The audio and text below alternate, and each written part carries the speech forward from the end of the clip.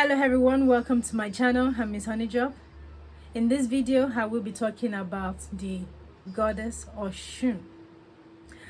Osun is known as the river goddess, the Orisa in Yoruba cosmology. She's known as the Orisa of sweet waters, abundance, love, sexuality, sensuality, fertility, and healing. I mean, look at me. I'm decked from head to toe in gold and yellow. I'm feeling myself. Self-love is a thing, and you should try it too. I'm kidding. But just before I go into the details of who Osun is, I just wanted to say a very big thank you to everyone who has been following, liking, sharing, who sent me emails. I see your comments and your DMs. I am grateful and I hear you. But I just also wanted to address the aspect of people saying that I don't talk about myself enough in my videos. The reason for that is because I just want to focus on the topic and not on myself. So for you to get to know me more, follow me on Instagram and on Clubhouse. It's both the same handle, Miss Honeydrop, just like my YouTube. Follow my club on Clubhouse as well, Window to the Soul. And there I do host rooms with other moderators, and we talk about very interesting things, thought-provoking conversations. And I also host a free tarot reading from time to time. So yes, follow me on there so that you'll be updated about events coming, coaching classes, just like I've got students who I'm taking on beginner class on spirituality. With that out of the way, let's talk about Osun.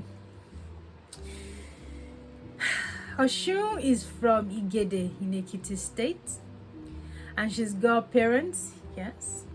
Her father is Ake. Her mother is Erido, and they had 16 children, Osun being one of them. 8 males, 8 females in the same family. They were really keeping busy. Osun was a very beautiful woman, very beautiful. Every man wanted Osun in his life. Everyone wanted to marry her. She was amazingly beautiful, astonishing. She was an hairstylist. She was really good at what she did. She would make your hair, deck you from head to toe, and you'll be looking like $1 million when she's done with you. She was also a trader. She traded in Iyun and Wura. Iyun is coral and Wura is gold. She was really, really wealthy. She was in money. She had it. She held it down. But in all this, she also had a fair share of bad times.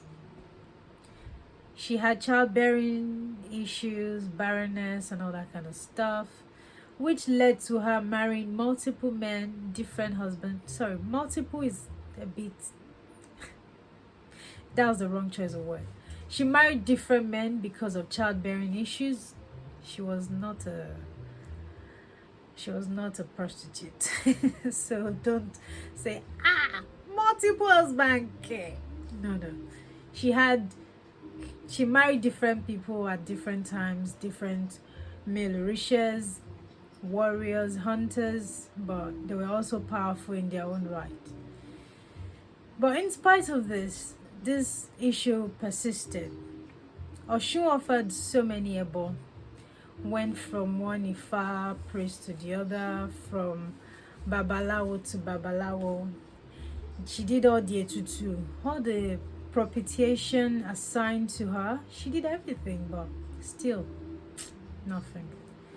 But then she met some babalawo one day who told her to go make a brass sculpture of a baby. And then she went to the Alagbede, the goldsmith, who made this sculpture, baby brass baby for her, and she was given the instruction to bath this baby every day, singing to the baby.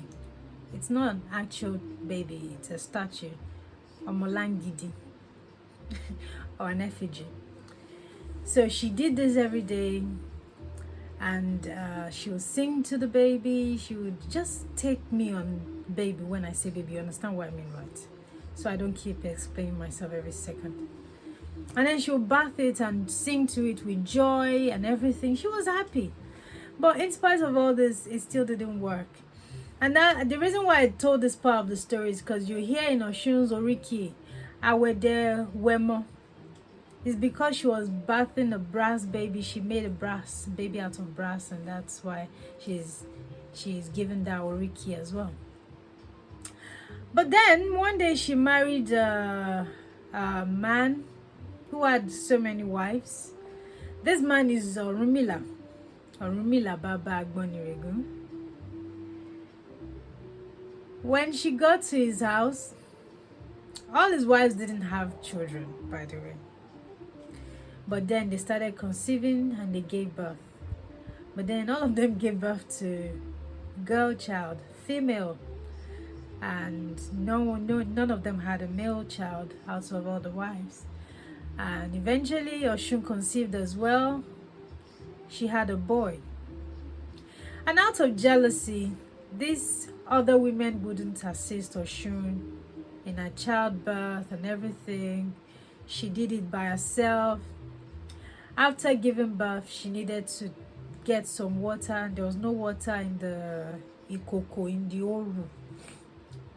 So she had to go to the river herself to get water. Now, this part of the story has two variations. There is a part that says that, while Osun was struggling to take the water from the river back home, she got tired, the ikoko, the pot, broke, and that was how the Osun River was formed in Igede. Then the other variation says that Osun was by the river, and then there are people who were called Oshoigbo or Oluigbo. They were running around the place. There was chaos, fighting, and all that kind of. So many activities were going on, and then they shot their arrow at a pot, and then it broke. When this pot broke, Osun shouted, or she cried out and said, "Ẹ̀yin ará Oshoigbo, ẹ tún wá mi dé hàyín." I mean, the woman was already going through a lot in her life, and then they still had to break her pot. And it is said that the spot, the place where she made that statement, was already called Oshogbo, but then the people were Ara Oshoigbo. Like I said, there are two variations to the story. There's another side that said that after the river formed, Osun was in the river, whatnot, and then they fell a tree into the river and it broke her pot, and she also cried out, "Ẹ̀yin ará Oshoigbo, ẹ ti fọ́ gbogbo ìkòkò àgbo mi. You have broken all my pot of herbal concoction." So that's why I said there are two variations to the story, but I'll go with the first one I told you, which is a pot got broken at the spot called, what was already called Oshogbo. So that is the story of Oshogbo and Osun and the pot. Everyone has different stories. It depends on who is telling the story. It can be a bit confusing and conflicting, and trust me, it took a lot to gather this story together because it was kind of like all over the place. Now, let me mention certain things that are connected with Osun and tell you what the meaning is. I'm sure you must have heard Oyayun. In our Oriki, you'd hear oloyayun. Osun osengese oloyayun. What is oyayun? Coral comb. That is the meaning of Oya. Coral. Comb made out of coral. Then we have the what is it called? the 16-point lamp called Oloju Merindilogun. I got it. My Yoruba is not so good when it comes to numbers and alphabet, but I'm trying. So it's called Oloju Merindilogun 16 lamp atupa. That's what I was trying to remember. Atupa is associated with Osun. It is used during the festival every year. It is in fact one of the major things that kicks off the ceremony. You have to light the 16 lamp face or 16 points lamp during the Osun Osogbo festival every year. These are things that are very sacred to her. Another thing that is associated with Osun is the hairstyle that you find the priestesses carrying. It's called agogo. The agogo is what the Osun priestesses carry on their head. It's kind of flat, like a fish fin type thing. Okay, another thing is there's a story in Osogbo. When you go there is a male river called Ajigun. I never knew there was a male river until my Oluwo and Iyanifa mentioned it. I was like, what? There's a male Orisha? Or there's a male river called Osun as well? You're kidding. I never knew. But now I do know. And then we have the stones. Osun stones are called Ota. These stones are the things that are put inside the Osun pot along with herbs that form the pot of Osun that is given during the initiation process. And then the last thing I wanted to talk about is Omitogun. When you hear Omitogun in Power of Osun story, it just means, excuse me, water is as strong as medicine. That is the meaning of Omitogun in Yoruba. Now, what are the things you can offer to Osun? Osun loves bananas, eggs, eforiro, asaro, guinea fowl, chicken. I mean live chicken, not drumsticks or any of those kind of stuff.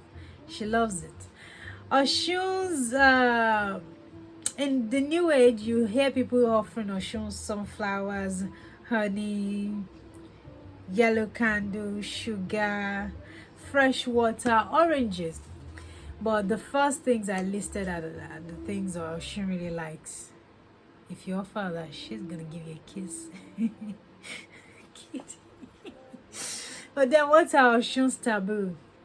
Hot water. She doesn't like it. Don't offer Osun fish as an offering. Don't offer adi, guinea corn beer, salt.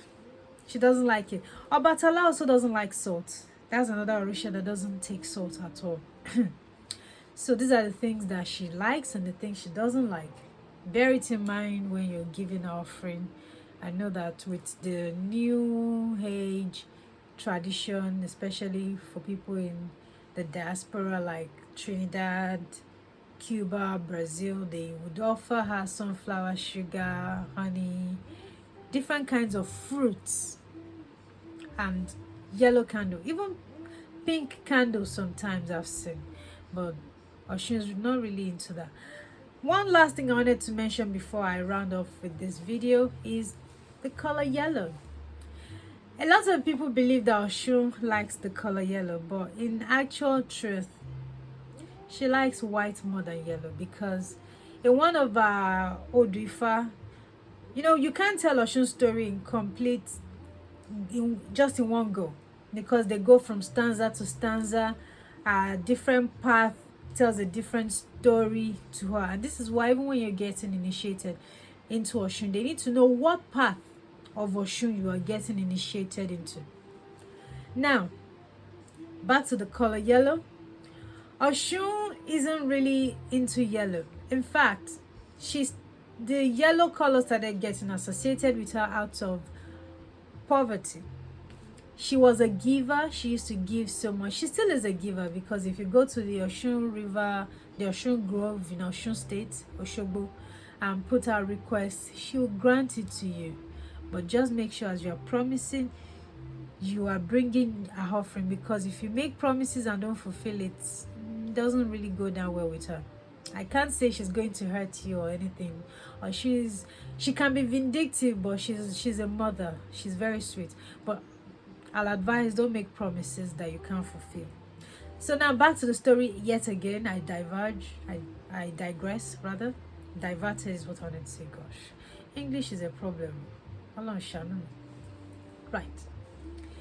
Osun gave so much of her money that she became poor, and she was left with just one attire.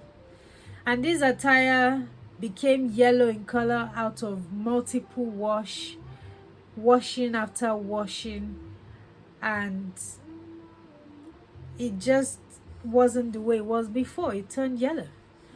And then in one of our stanzas as well, it was told that at one point when she was washing her clothes, the last money she had was washed away by the river, and it flowed into the ocean, where you would find Yemoja and Olokun.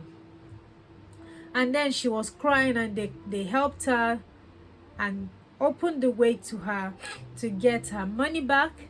And when she got into the ocean, I mean, there you'd find lots of treasures. That's a given. Osun only took what was hers, and she left. And because of this contentment and not showing greed, Olokun and Yemoja gave Osun they gave her access. I can't find the word I wanted to use.